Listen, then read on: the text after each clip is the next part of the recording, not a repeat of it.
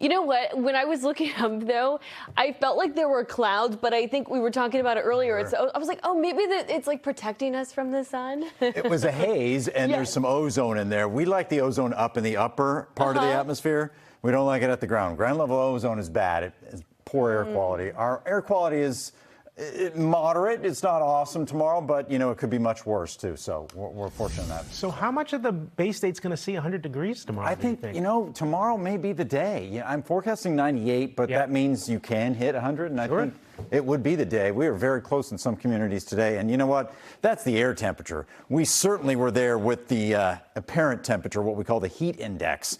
It was 114 in 3 places today. It was in Dorchester, it was in Reading, and it was in Waltham. It felt like 114 degrees in Massachusetts. That's incredible with the dew point and the high temperatures, too. Now, today we broke the record. Tomorrow we're at least going to tie it. I mean, the air mass is about the same. Everything seems to be set up to at least break it, maybe go to 100, and then the relief comes in on Friday, too, just like that. Just like in New England fashion with the wind shifting and bringing in that drier air to somewhat more comfortable air by later on Friday. Another one for us tomorrow. Storms are possible, too. It looks like some of these may be severe to strong tomorrow afternoon, and they will carry to the coast, too. They will have the gumption to go all the way to the coastline through Cape Ann and maybe even the South Shore. Temps are still in the low 80s. Arlington, Cambridge, Northeastern right now. Chelsea, 79 degrees. Low 80s from Peabody to Beverly and Swan. These are air temperatures. This isn't apparent temperature.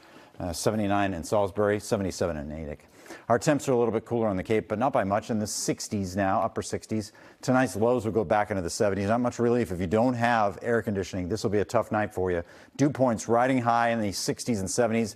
The dip looked so much better a couple days ago. It looked like we may dip into the 50s with our dew points on Saturday, but the dip is just very brief here.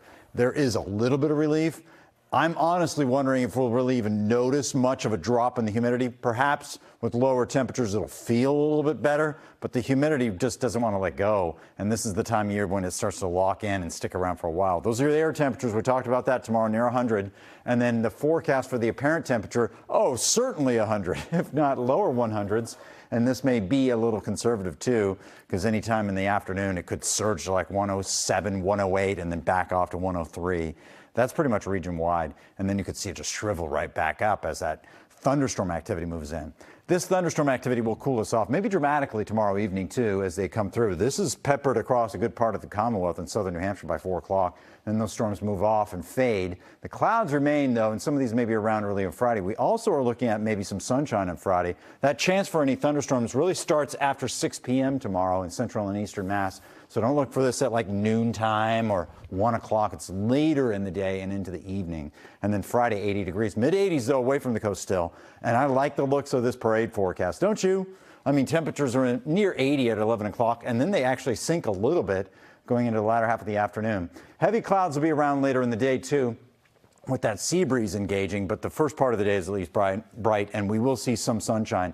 It appears that our threat for showers now pushes west of Worcester on Friday, and if we get any sprinkles to come inside of 495, they're just that, sprinkles, not seeing this as a general rain or an outbreak of rain. Alberto, get my Spanish on there. Winds to 50 miles an hour. It's strengthened a little bit, but it will decay into a remnant low over the next 24 hours. It goes into Old Mexico.